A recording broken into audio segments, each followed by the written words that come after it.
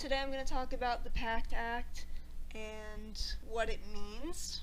I have not done a video on this because I wanted to make sure I had all of the information and really knew what I was talking about before I made the video.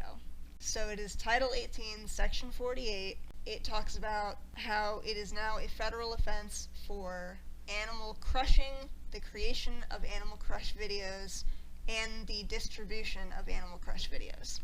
Animal crushing is a really odd way to say animal cruelty.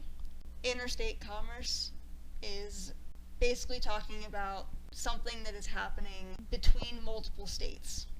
Animal cruelty and animal neglect. I want to make sure you guys understand the difference. It's really important here. Animal cruelty is an action. Animal neglect is a failure to do something. Animal cruelty is the action of burning a dog, hitting a dog, drowning a dog. You are doing something. It is an action. Animal neglect is failing to provide veterinary care, failing to provide food, failing to provide shelter. What does this act translate to in terms of enforcement? Federal law enforcement can now step in when the state does not have jurisdiction.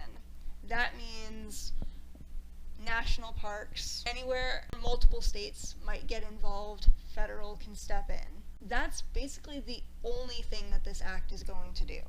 See, the reason I told you the difference between animal cruelty and animal neglect is this bill only covers animal cruelty.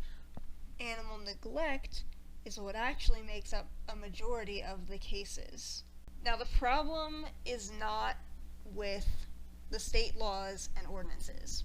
The problem is not with the charging language, it is with the court system and the handling of cases and sentencing. I can press charges all day long, it goes to court, and it gets thrown out. It's how judges perceive animal cases, it's how district attorneys perceive animal cases. Well, it's a theft, but it involves an animal. It's like they no longer know what a theft is. A lot of animal cases get thrown out, or the sentences will be much lighter. It's not about law enforcement.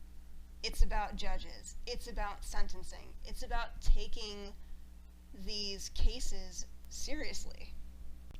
So I applaud everyone for pushing this bill through the House and the Senate. Good on you, President Trump, for signing it into legislation.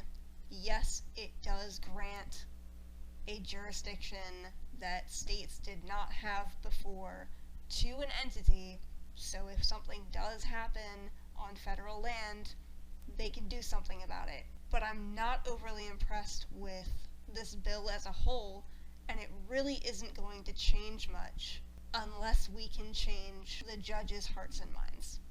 So now that you know what's in this act, I am going to give you the biggest warning about legislation like this. I am not a fan of federal legislation on animal rights or animal cruelty definition. And here is why. When you start letting politicians change the definitions of things, we're headed down a slippery slope.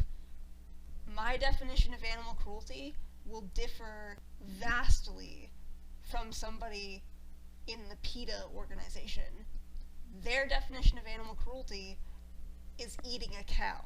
Now imagine how devastating this would be if you start allowing changes to be made to definitions on a federal level.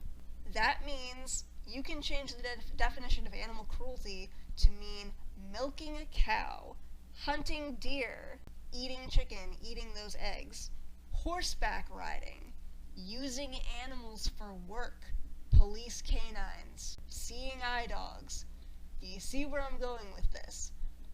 I don't like giving the government any opportunity to seize control of something and change it. It's not a good thing.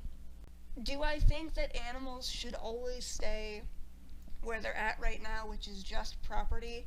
I think that there is an in-between where we do need to take into consideration that an animal is a living, breathing life. And so it can't really be treated like property in the sense that a bicycle is treated like property. But it can't have the amount of rights that people have. That would be detrimental to our society. And that's all I'm going to say on that. Hope you guys enjoyed the video. Hope you guys found it educational. This is ACO Twiggy signing off, 10:42. Till next time.